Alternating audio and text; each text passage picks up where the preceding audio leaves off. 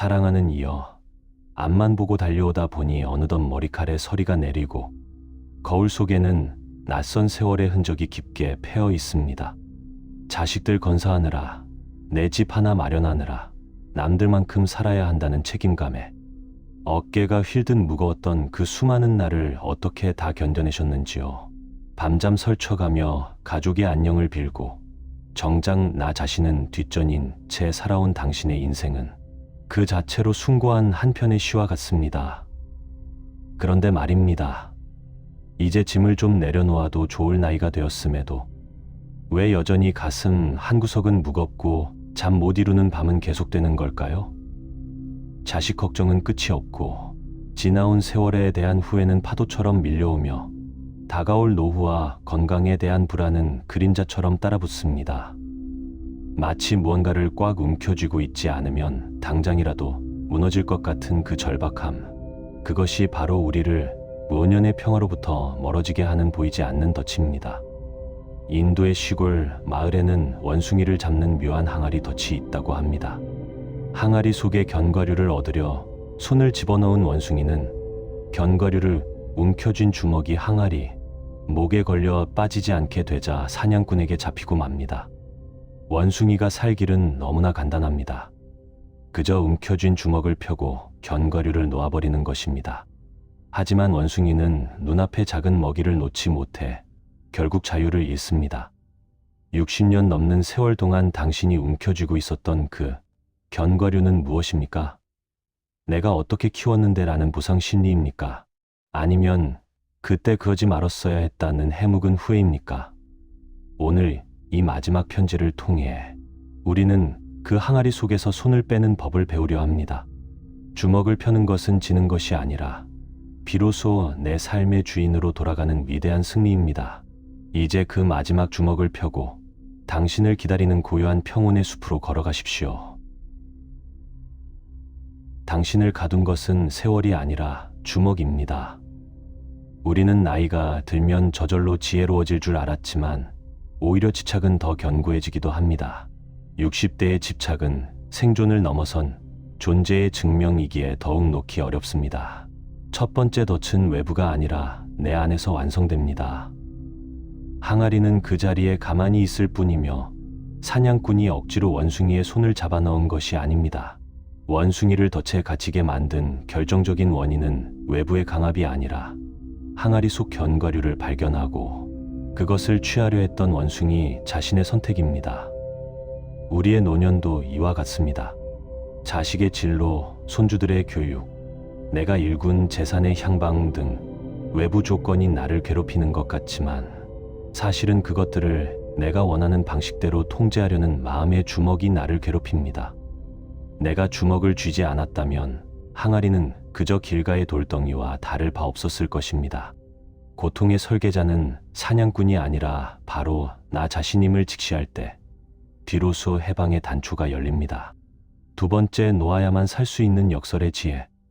원숭이에게 그 몇 알의 견과류는 단순한 먹이가 아니라 포기하면 자존심이 상하고 놓치면 죽을 것 같은 절대적 가치가 되어버렸습니다.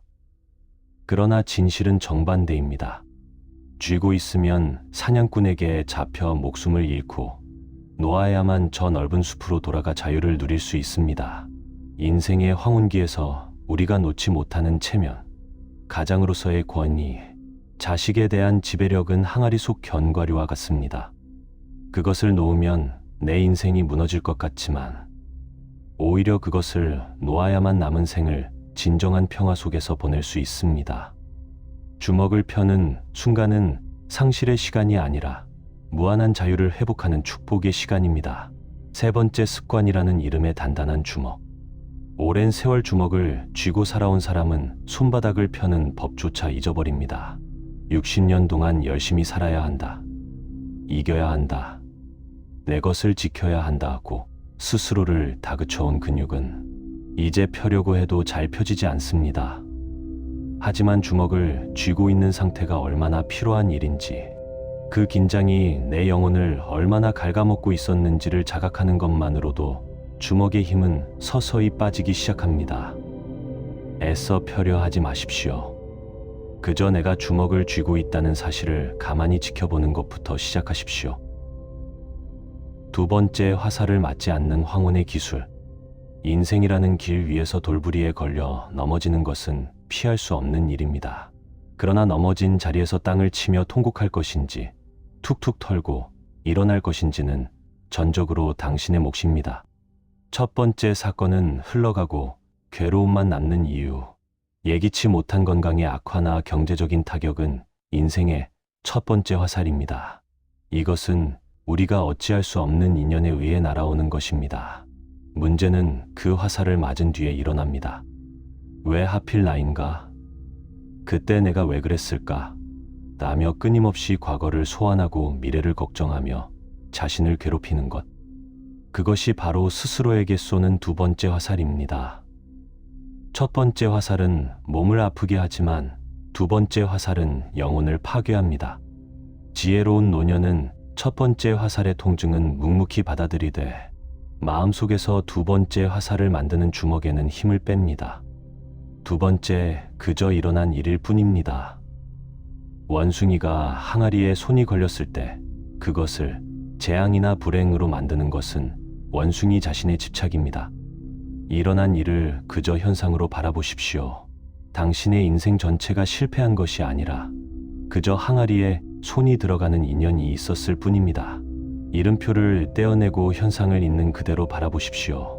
아, 이런 인연이 와서 이런 일이 일어났구나 라고 관조할 때 당신은 고통의 당사자가 아니라 지혜로운 관찰자가 됩니다. 관찰자는 결코 상처받지 않습니다. 세 번째, 감정의 폭풍 속에서 닻을 내리는 법. 60대는 감정이 메마르는 나이가 아니라 오히려 서러움과 외로움이 깊어지는 나이입니다. 감정의 파도가 밀려올 때 그것에 저항하면 파도는 더 거세게 당신을 덮칩니다. 서러움이 오면 서러움이 왔구나, 불안이 오면 불안이 잠시 머무는구나 라고 그 감정을 항아리 밖으로 지나가는 바람처럼 대하십시오. 바람을 붙잡으려 주먹을 쥐지 마십시오. 바람은 그냥 지나가게 두어야 시원한 법입니다. 당신의 마음을 스쳐가는 모든 감정 또한 주인 없는 나그네일 뿐입니다. 나라는 가장 무거운 견과류를 놓으십시오. 우리가 평생 동안 가장 소중히 여기며 움켜쥐었던 것은 사실 나라는 이름의 자존심과 존재감이었습니다. 하지만 이것이야말로 우리를 가장 오랫동안 가두어온 덫입니다. 첫 번째, 소유의 착각에서 해방되기. 내 자식, 내 집, 내 몸, 내 생각이라고 고집하는 순간 모든 비극은 시작됩니다. 하지만 가만히 생각해 보십시오. 태어날 때 가져온 것이 무엇이며 갈 때 가져갈 수 있는 것이 무엇입니까? 모든 것은 잠시 인연 따라 빌려 쓰는 것입니다. 빌린 물건을 돌려줄 때가 되었을 뿐인데 우리는 그것이 영원히 내 것인 줄 알고 주먹에 힘을 줍니다. 잠시 맡아서 잘 돌보았다, 이제 돌려줄 때가 되었다고 생각하며 주먹을 펴십시오. 그때 느껴지는 가벼움이 바로 해탈의 맛입니다. 두 번째, 자아가 없음을 알면 덫은 저절로 풀립니다. 나라는 견고하고 고정된 실체가 있다고 믿으면 나를 지키기 위해 세상과 싸워야 합니다. 사나운 말 한마디에도 가슴이 무너지고 작은 무시에도 밤잠을 설칩니다. 하지만 나라는 허상을 내려놓으면 칭찬받을 나도 없고 비난받을 나도 없습니다. 비난의 화살이 날아와도 맞을 관역이 없으니 화살은 허공을 지나갈 뿐입니다. 내가 없는데 누가 덫에 걸리겠습니까? 이 무아의 진리가 당신을 노년의 가장 큰 감옥에서 해방시켜 줄 것입니다. 세 번째, 관계의 짐을 내려놓는 자비. 특히 자식에 대한 집착은 60대에게 가장 큰 항아리입니다. 자식이 잘 되는 것이 나의 성공이고 자식의 실수가 나의 부끄러움이라 믿는 한 당신은 결코 평온할 수 없습니다. 자식을 사랑하는 진정한 방법은 그들을 통제하려는 주먹을 펴는 것입니다. 그들이 스스로의 인생을 살도록 허용하고 당신은 그저 묵묵히 기도하는 숲이 되어주십시오. 나는 나로서 충분하고 너는 너로서 온전하다는 자각이 당신과 자식 모두를 자유롭게 할 것입니다. 비움으로써 만나는 무한한 숲. 내려놓음은 단순히 가진 것을 잃는 것이 아닙니다. 그것은 좁은 항아리 속에 갇혀있던 시야를 넓혀 온 우주를 품는 충만함으로 나아가는 문입니다. 첫 번째 작은 것을 놓아야 큰 것이 보입니다. 원숭이가 항아리 속 견과류를 포기하지 못하는 이유는 그것이 세상의 전부라고 믿기 때문입니다. 하지만 주먹을 펴고 손을 빼는 순간 원숭이는 뒤로서 고개를 들어 저 멀리 펼쳐진 숲을 보게 됩니다. 당신이 움켜쥔 과거의 영광이나 자식에 대한 미련은 항아리 속 몇 알의 견과류에 불과합니다. 그것을 내려놓을 때 비로소 살아있음의 경이로움, 아침 햇살의 눈부심, 길가에 핀 이름 모를 들꽃의 생명력이 보이기 시작합니다. 두 번째, 황혼의 진정한 미학. 아무것도 없음. 사람들은 아무것도 없다는 말을 허무하다고 생각합니다. 하지만 수행의 정점에 도달한 이들은 아무것도 없음보다 더 좋은 것은 없다고 말합니다.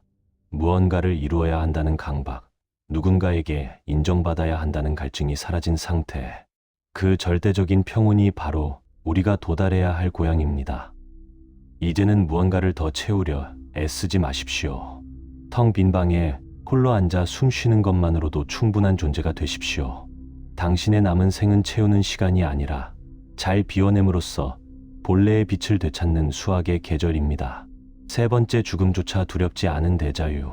집착의 주먹을 완전히 편 사람은 다가올 죽음조차 두려워하지 않습니다.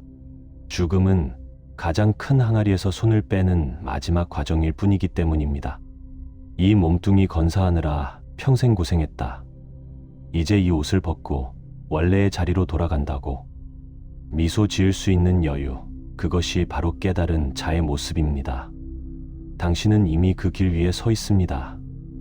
이제 한 걸음만 더 내디드십시오. 주먹을 펴는 그 한 걸음 말입니다. 사랑하는 이여, 이 50가지의 말씀이 당신의 마지막 남은 집착의 줄기를 끊어주길 바랍니다. 60년 동안 쥐어온 주먹, 이제는 펴고 손바닥의 따스함을 느껴보라. 당신이 없으면 안 될 것 같던 세상도 당신이 놓으면 비로소 평화롭게 흐른다. 자식의 인생에 당신의 밑줄을 긋지 마라. 그들은 그들만의 문장을 써야 한다. 노년의 주름은 집착의 흔적이 아니라 수많은 파도를 넘겨온 훈장이다. 왕년의 내가라는 말을 버릴 때 비로소 지금의 나가 빛난다. 항아리 속 먹이는 달콤하지만 항아리 밖의 숲은 광대하다. 후회라는 돌덩이를 가방에 넣고 걷지 마라. 어깨만 상할 뿐이다. 용서는 상대를 이해해서 하는 것이 아니라 내 마음의 지옥을 끄기 위해 하는 것이다. 당신의 가치는 잔고에 있지 않고 당신이 머문 자리에 온기에 있다. 채우려는 노력은 고통을 낳고 비우려는 자각은 평온을 낳는다. 건강을 잃었다고 슬퍼 마라. 육체는 원래 빌려온 옷이다. 내 말이 맞다는 고집을 버리는 순간 모든 대화가 음악이 된다. 죽음은 끝이 아니라 가장 무거운 짐을 내려놓는 안식이다. 사냥꾼의 발소리에 떨지 마라. 주먹을 펴면 당신은 사냥감이 아니다. 타인의 무관심에 서운해 마라. 덕분에 당신은 온전히 혼자일 자유를 얻었다. 인생은 성적이 아니라 성숙이다. 얼마나 놓았는지가 그 성적표다. 불안은 아직 오지 않은 내일을 오늘 미리 괴로워하는 도둑이다. 당신의 기분은 당신이 아니다. 지나가는 구름에 당신의 이름을 붙이지 마라. 손주들의 재롱에 미소 짓되 그들의 미래까지 당신이 짊어지지 마라. 고독은 외로움이 아니라 자기 자신과 친해지는 축복의 시간이다. 세상에 영원이라는 말은 없다. 변하는 것을 인정하면 슬픔이 줄어든다. 미움은 독을 마시고 상대가 죽기를 기다리는 어리석음이다. 칭찬은 안개와 같고 비난은 바람과 같다. 둘 다 실체가 없다. 살 만큼 살았다는 체념 대신 이제야 참으로 산다 하고 선언하라. 당신을 비난하는 그 사람도 사실은 자기만의 항아리에 갇힌 원숭이다. 마음을 낮추면 걸림돌이 디딤돌이 된다. 침묵은 세상에서 가장 시끄러운 욕망을 잠재우는 명약이다. 당신이 짊어진 가장이라는 무게, 이제는 내려놓고 한 인간으로 돌아가라. 비움은 포기가 아니라 더 큰 우주와 연결되는 통로다. 어제 지은 죄에 매달리지 마라. 오늘 손을 펴는 순간 당신은 새 사람이다. 인연이 다해 떠나는 것들을 손 흔들어 배웅하라. 그것이 순리다. 행복은 멀리 있는 목표가 아니라 지금 내려놓는 찰나의 평안이다. 자식에게 물려줄 최고의 유산은 당신의 평온한 미소다. 항아리 목이 좁은 것이 아니라 당신의 주먹이 너무 컸던 것이다. 늙음은 부끄러움이 아니라 모든 집착을 내려놓기에 가장 좋은 계절이다. 당신이 옳다는 고집을 버릴 때 비로소 진리가 당신을 찾아온다. 모든 괴로움은 이것은 내 것이라고 말하는 한 생각에서 시작된다. 손바닥을 펴면 우주를 담을 수 있고 주먹을 쥐면 견과류 몇 알 뿐이다. 인생의 황혼은 해가 지는 시간이 아니라 별이 뜨기 시작하는 시간이다. 화는 스스로 지옥의 문을 여는 열쇠다. 그 열쇠를 버려라. 누구도 당신의 허락 없이는 당신을 괴롭힐 수 없다. 마음의 문을 안에서 잠그지 마라. 밖에는 숲이 당신을 기다린다. 작은 손실에 일희일비하는 것은 원숭이의 어리석음과 같다. 진정으로 강한 사람은 주먹을 꽉 쥐는 사람이 아니라 기꺼이 펴는 사람이다. 당신의 삶을 타인의 거울에 비추지 마라. 당신은 오직 하나뿐인 꽃이다. 짐을 내려놓을 때 비로소 당신의 날개가 펴진다. 지혜는 배우는 것이 아니라 집착을 비워냄으로써 저절로 드러나는 것이다. 오늘 당신이 만나는 모든 이가 사실은 당신의 스승이다. 남은 생을 걱정으로 채우지 말고 감사라는 향기로 채워라. 성불은 멀리 있지 않다. 지금 이 순간 주먹에 힘을 빼는 당신이 부처다. 60년 동안 쥐어온 주먹, 이제는 펴고 손바닥의 따스함을 느껴보라. 당신이 없으면 안 될 것 같던 세상도 당신이 놓으면 비로소 평화롭게 흐른다. 자식의 인생에 당신의 밑줄을 긋지 마라. 그들은 그들만의 문장을 써야 한다. 노년의 주름은 집착의 흔적이 아니라 수많은 파도를 넘겨온 훈장이다. 왕년의 내가라는 말을 버릴 때 비로소 지금의 나가 빛난다. 항아리 속 먹이는 달콤하지만 항아리 밖의 숲은 광대하다. 후회라는 돌덩이를 가방에 넣고 걷지 마라. 어깨만 상할 뿐이다. 용서는 상대를 이해해서 하는 것이 아니라 내 마음의 지옥을 끄기 위해 하는 것이다. 당신의 가치는 잔고에 있지 않고 당신이 머문 자리에 온기에 있다. 채우려는 노력은 고통을 낳고 비우려는 자각은 평온을 낳는다. 건강을 잃었다고 슬퍼 마라. 육체는 원래 빌려온 옷이다. 내 말이 맞다는 고집을 버리는 순간 모든 대화가 음악이 된다. 죽음은 끝이 아니라 가장 무거운 짐을 내려놓는 안식이다. 사냥꾼의 발소리에 떨지 마라. 주먹을 펴면 당신은 사냥감이 아니다. 타인의 무관심에 서운해 마라. 덕분에 당신은 온전히 혼자일 자유를 얻었다.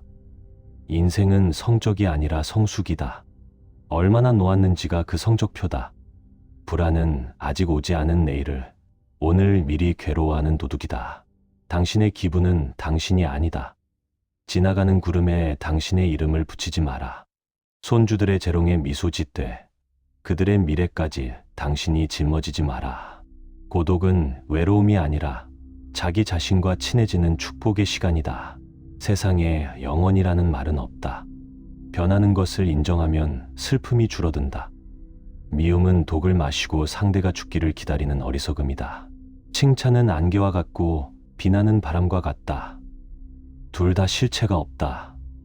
살 만큼 살았다는 체념 대신 이제야 참으로 산다 하고 선언하라. 당신을 비난하는 그 사람도 사실은 자기만의 항아리에 갇힌 원숭이다. 마음을 낮추면 걸림돌이 디딤돌이 된다. 침묵은 세상에서 가장 시끄러운 욕망을 잠재우는 명약이다. 당신이 짊어진 가장이라는 무게, 이제는 내려놓고 한 인간으로 돌아가라. 비움은 포기가 아니라 더 큰 우주와 연결되는 통로다. 어제 지은 죄에 매달리지 마라. 오늘 손을 펴는 순간 당신은 새 사람이다. 인연이 다해 떠나는 것들을 손 흔들어 배웅하라. 그것이 순리다. 행복은 멀리 있는 목표가 아니라 지금 내려놓는 찰나의 평안이다. 자식에게 물려줄 최고의 유산은 당신의 평온한 미소다. 항아리 목이 좁은 것이 아니라 당신의 주먹이 너무 컸던 것이다. 늙음은 부끄러움이 아니라 모든 지착을 내려놓기에 가장 좋은 계절이다. 당신이 옳다는 고집을 버릴 때 비로소 진리가 당신을 찾아온다. 모든 괴로움은 이것은 내 것이라고 말하는 한 생각에서 시작된다. 손바닥을 펴면 우주를 담을 수 있고 주먹을 쥐면 견과류 몇 알 뿐이다. 인생의 황혼은 해가 지는 시간이 아니라 별이 뜨기 시작하는 시간이다. 화는 스스로 지옥의 문을 여는 열쇠다. 그 열쇠를 버려라. 누구도 당신의 허락 없이는 당신을 괴롭힐 수 없다. 마음의 문을 안에서 잠그지 마라. 밖에는 숲이 당신을 기다린다. 작은 손실에 일희일비하는 것은 원숭이의 어리석음과 같다. 진정으로 강한 사람은 주먹을 꽉 쥐는 사람이 아니라 기꺼이 펴는 사람이다. 당신의 삶을 타인의 거울에 비추지 마라. 당신은 오직 하나뿐인 꽃이다. 짐을 내려놓을 때 비로소 당신의 날개가 펴진다. 지혜는 배우는 것이 아니라 집착을 비워냄으로써 저절로 드러나는 것이다. 오늘 당신이 만나는 모든 이가 사실은 당신의 스승이다. 남은 생을 걱정으로 채우지 말고 감사라는 향기로 채워라. 성불은 멀리 있지 않다.